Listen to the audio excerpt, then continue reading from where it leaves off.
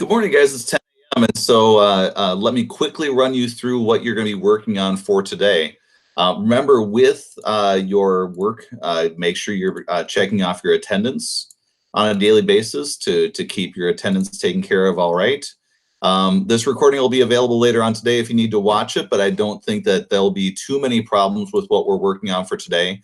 The lesson that we're working on today is focusing on the transition that happens during the Vietnam War. So what you saw previously is you got a chance to see the escalation of the Vietnam War with Lyndon Johnson's entry into the conflict.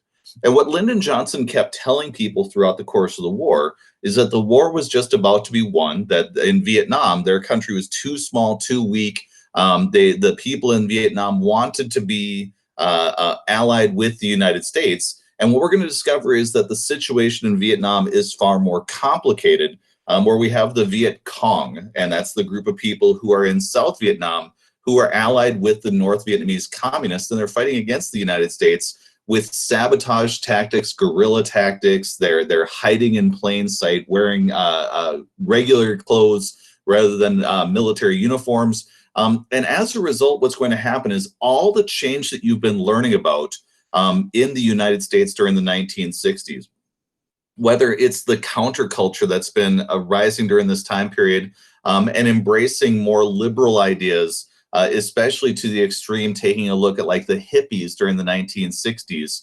When we think about the civil rights movement of the 1960s, with African Americans pursuing change, and in particular, other groups of racial and ethnic groups embracing Martin Luther King's strategies to improve their situation, whether it's Asian Americans, Latino Americans, LGBTQ Americans, and so on. There's a lot of change that's happening in the 1960s, to the point that when we get to this point in your textbook with chapter 26, we're going to find that we transition from the Lyndon Johnson presidency to the Richard Nixon presidency. And you're actually going to see in 1968 the election of Richard Nixon, a Republican, who is going to convince a lot of Americans that we have gone too far in a lot of the change that we're doing. You'll also notice that there's a segregationist, George Wallace, where in the Deep South, you have people who used to vote for Democrats who are now voting for a segregationist. George Wallace was the guy in Alabama who tried to stop the desegregation of schools in the 1960s, and he now becomes a popular figure, winning 10 million votes inside the United States. Minnesotan Hubert Humphrey is going to run in 1968, and he is going to barely lose in this election to Richard Nixon. But the number of people who don't like the direction that the Democrats are going far outnumbers the number of people then are voting for Hubert Humphrey. And in particular, the thing that helps Richard Nixon to get elected is Richard Nixon is going to claim that he has a secret plan to end the Vietnam War. And he tells people, if you want to learn about my secret plan, you need to vote for me in the next election. And so Richard Nixon gets elected with a secret plan for ending the Vietnam War. And unfortunately, instead of ending the war quickly, we're going to still be in the war from 1968 all the way until the early 1970s, when we finally come to an agreement to end the war in 1973. But then when Vietnam is going to crumble, South Vietnam is going to get conquered by North Vietnam in 1974. And this will turn into a loss for the United States. So we're going to be taking a look at the Vietnam War's conclusion today from your textbook. And so your homework for today is very simple. Finish your chapter 26 text questions with an eye towards what Richard Nixon is trying to do to end the Vietnam War.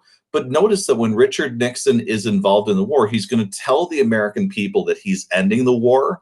And at the same time, he's going to expand the war into Cambodia. And so we're going to have the same problem that we had with Lyndon Johnson, where with Lyndon Johnson, we had a credibility gap where Americans couldn't trust what Lyndon Johnson was saying.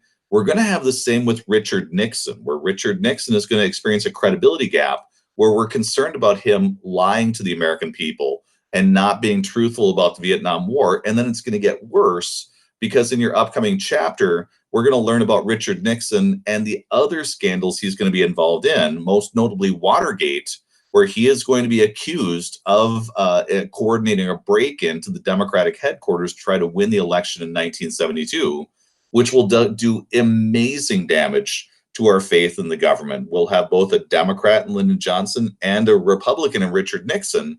That's going to cause a lot of Americans to feel that they can't trust the United States government, and that's going to cause some pretty severe damage to the reputation of the United States government as we move through the 1970s and into the 1980s.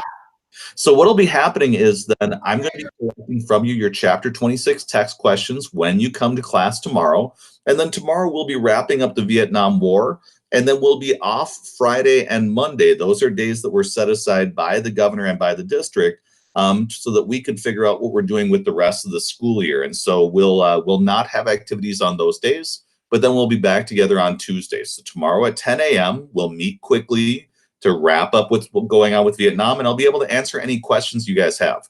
I've got the chat open right now, so if you do have any questions or problems, please feel free to let me know. The only other thing I need to mention is that over the past few days, I teach 3 sections of AP US history. Their test is in 2 weeks, and the way that they're being assessed is with essay writing.